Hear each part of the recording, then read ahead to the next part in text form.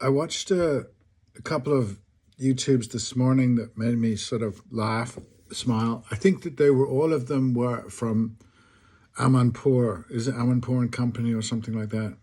Christian Amanpour reports, which until recently I always thought was a good source of stuff. But I was listening. There's a guy who runs PolitiFacts, I think it's called, and he was talking this same old discussion about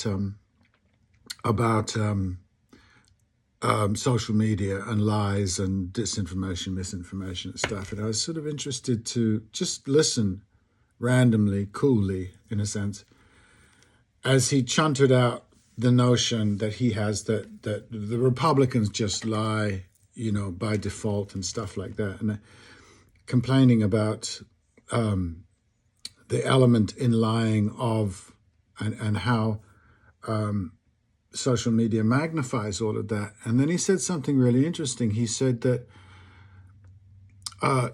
social media democratizes lying. And I thought, okay, so that means that you preferred it when there were special liars. We all have a rather romantic idea of Walter Cronkite and that era and stuff like that. And we now know that there were a hell of a lot of things going on during Walter Cronkite's time and all that crew when stuff was not being told to us.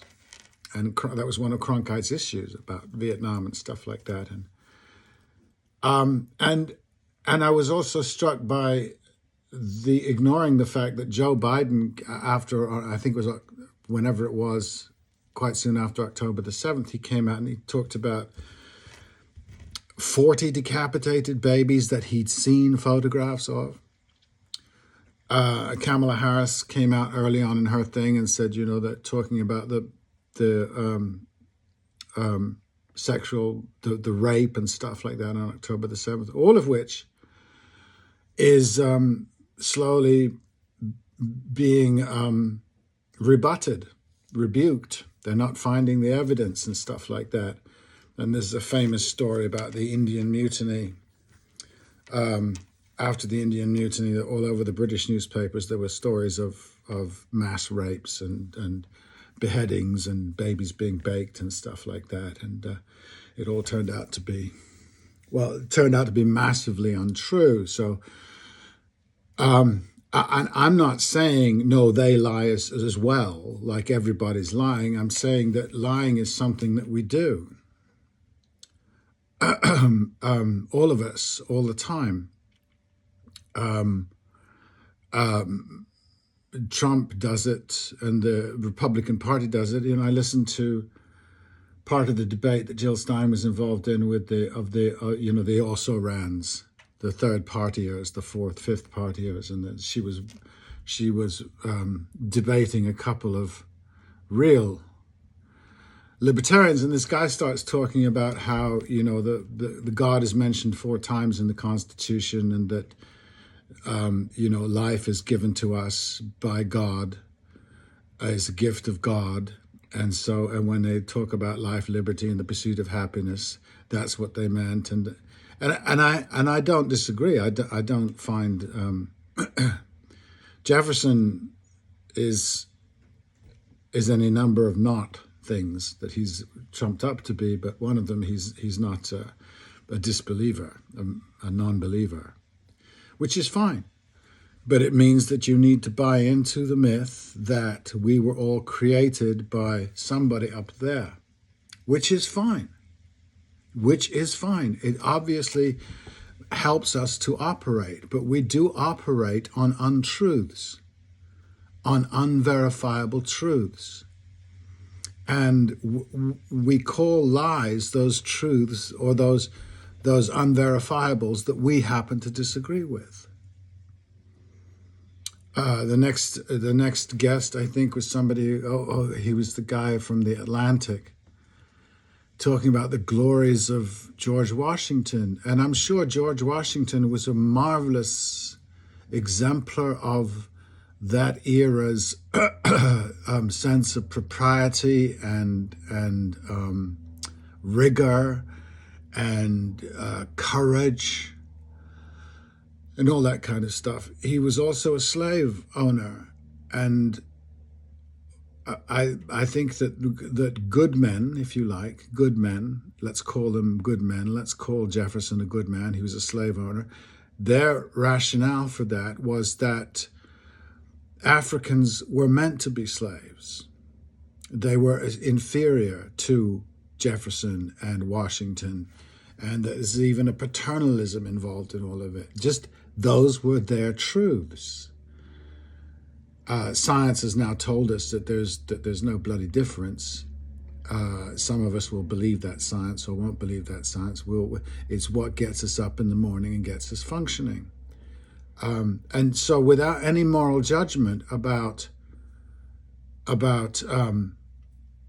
lying is a sin, there are so many of those sins being committed. I don't call them sins. I don't call them necessarily lies. They are things that we believe for which there's absolutely no evidence. Religion being one of them. I am not irreligious. That's not my take. I'm not an atheist, so I'm not going to fight that battle.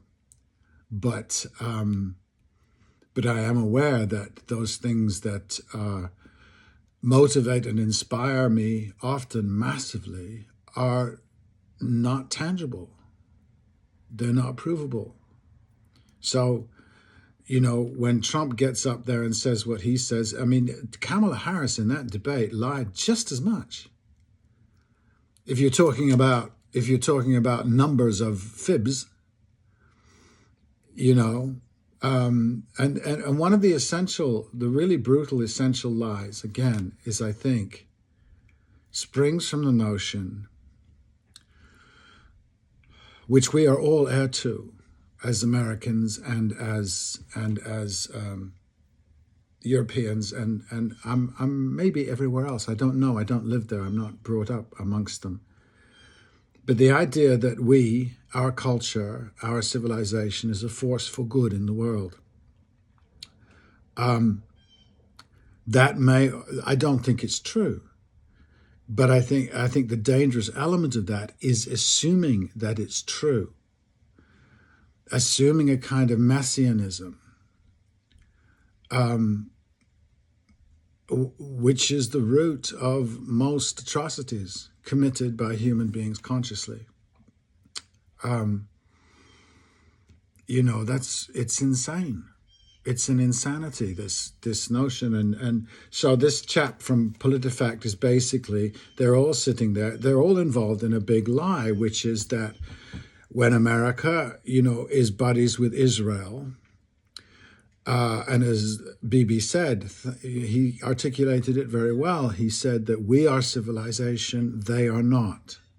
In other words, we are the civilizing force in the world. I think that's a terrible step to take, a terrible statement to make.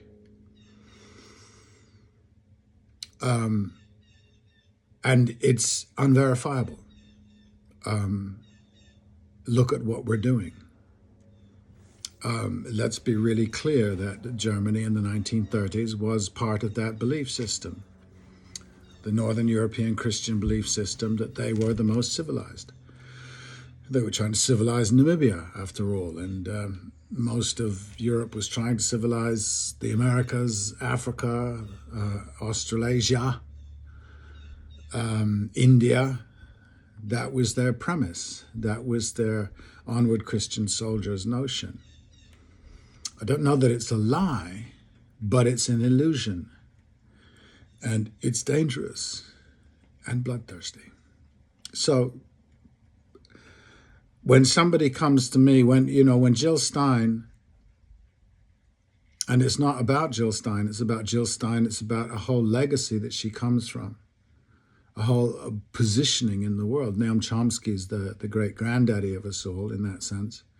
It says, stop that idea. Recognize that this culture and this civilization is just as mercenary as Maori warriors, probably more so, in fact. It's the illusion, the delusion, and the huge liberties we take with morality.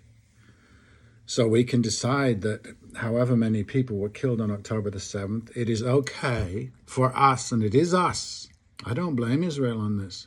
It is us. Because if Israel wasn't armed by us, Israel wouldn't do it couldn't do what it's doing. It would find another way.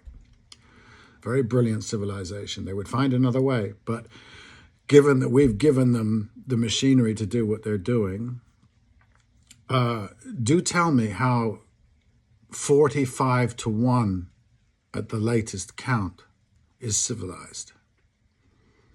Even their book says an eye for an eye, not 40,000 for an eye. So yeah, so on some level, there is a massive lie, and we're all sustaining it somehow, especially politically. And I guess I'd still say I can't call it wrong because it's weird that we that are doing it and the people who are doing that are not evil people. This is just what people do. And we might do well to say, to not imagine that our good books and our dogmas define the human being. And the dogmas that we have are all based on the notion that human beings as born, as little babies, little animals, are inherently evil. And I think that's a very corrupting starting point. Unbelievably corrupting starting point. But it is the starting point of, and of course it falls right into the hand of political maneuverers because it gives you great control. You say to your people, well, you were born awful. Let me help you. Let me fix you. There is another world elsewhere. There is another starting place. And we'd do well to attempt that, have a look at that. And it's not contained in our belief systems. So from my perspective, I'm a neophyte in it, but from my perspective, they're all lying all the time.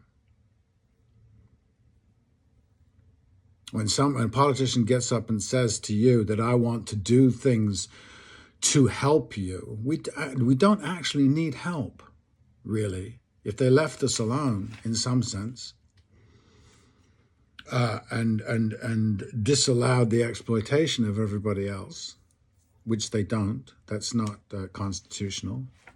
In fact, exploitation runs right through the Constitution all the time. Not to mention the history that it comes out of. Okay.